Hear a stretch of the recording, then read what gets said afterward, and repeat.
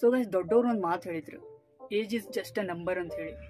So ಆ ಟೈಮಿಗೆ ನನಗೆ ಅರ್ಥನ ಆಗಿತ್ತು, ಬಟ್ ಇವತ್ತೇನಲ್ಲ ಇವತ್ತು ಅರ್ಥ ಆಯ್ತು ನಂಗೆ. ಸೊ ಆ ಟೈಮಿಗೆ ನಂಗೆ ಅರ್ಥ ಆಗಿದ್ದಿಲ್ಲ, ಇವತ್ತು ನಾ ಎಲ್ಲೋ ಇರ್ತಿದ್ದೆ. ಬಟ್ ಈ ಟೈಮಿಗೆ ಅರ್ಥ ಆಗೈತಿ. I feel so bad. So ಏನಂತ ಹೇಳಿದ್ರೆ, ಯಾಕೆ ಈ ಮಾತನ್ನ ಹೇಳಲಿಕ್ಕತ್ತೇನಂತ ಹೇಳಿದ್ರೆ, ಕೇವಲ 14 ವರ್ಷದ ಯುವ ಕ್ರಿಕೆಟಿಗ 2025 IPL ಒಳಗೆ ಆಡ್ತಾನೆ. ಆತ ಬೇರೆ ಯಾರೂ ಅಲ್ಲ, ವೈಭವ್ ಸೂರ್ಯವಂಶಿ ಅಂತ ಹೇಳಿ. ಈತನ ಏಜ್ ಬಂದ್ಬಿಟ್ಟು ಕೇವಲ 14 ವರ್ಷ.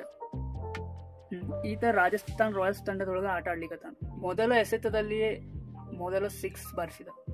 ಆವಾಗ ಎಲ್ಲರ ಗಮನವನ್ನ ಈತ ಸೆಳೀತಾನ. ಸೊ ಈತ ಯಾರು, ಈತನ ಏಜ್ ಏನು, ಎಲ್ಲಿಂದ ಬಂದಿದ್ದಾನ ಅಂತ ಹೇಳಿ ಚೆಕ್ ಮಾಡಿದಾಗ ಅವಾಗ ಗೊತ್ತಾಗ್ತೈತಿ ಈತನ ಹೆಸರು ವೈಭವ್ ಸೂರ್ಯವಂಶಿ ಅಂತ ಹೇಳಿ. ಈತನ ಏಜ್ ಬಂದ್ಬಿಟ್ಟು ಕೇವಲ 14 ವರ್ಷ.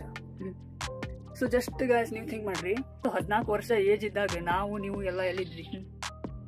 ನಾನಂತೂ ಮನೆಯೊಳಗೆ ಕುತ್ಕೊಂಡು ಆಟ ಆಡೋದು, ಅಥವಾ ಹೊರಗೆ, ನಾನಂತೂ ಹೊರಗಡೆ ಗೋಲಿ ಗೀಲಿ ಚಿನ್ನಿ ದಾಂಡು ಕ್ರಿಕೆಟ್ ಸಮ್ಟೈಮ್ಸ್ ಆಡ್ತಾ ಇದ್ದೆ. ಬಟ್ ಇಷ್ಟರವರೆಗೆ ಅಂತೂ ತಲೆ ಕೆಡ್ಸ್ಕೊಂಡಿಲ್ಲ ಆಗ್ತೈತಿ. ಈಗ ನಮಗೆಲ್ಲ ಏನು ಅನ್ಸತ್ತೈತಿ, ಬ್ಯಾಡ್ ಫೀಲ್ ಆಗತ್ತೈತಿ, ನಾವು ಏನಾರ ಮಾಡ್ಬೇಕಿತ್ತು ಅನ್ಸತ್ತೈತಿ. ಬಟ್ ಈ ಒಂದು ವಿಡಿಯೋನ ಯಾರೆಲ್ಲ ನೋಡಾತೀರಿ ನೀವು ತಿಳ್ಕೊಡ್ರಿ, age is just a number and age is doesn't a matter. So guys, ನೀವು ನಿಮ್ಮ ಏಜ್ ಎಷ್ಟು ಇರ್ಬೋದು, ಜಾಸ್ತಿನೂ ಇರ್ಬೋದು, ಕಮ್ಮಿನೂ ಇರ್ಬೋದು.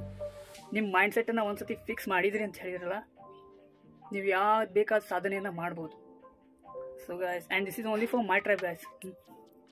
ಸೊ ನಿಮ್ಮ ಜೀವನದೊಳಗೂ ನೀವು ಏನಾದರೂ ಅಚೀವ್ಮೆಂಟ್ ಮಾಡಿರಿ, ಸಾಧನೆ ಮಾಡಿರಿ ಅಂತ ಹೇಳ್ತಾ ಈ ಒಂದು ವಿಡಿಯೋನ ಇಲ್ಲಿಗೆ ಮುಗಿಸಿಕತ್ತೀನಿ. Bye bye, take care, love you.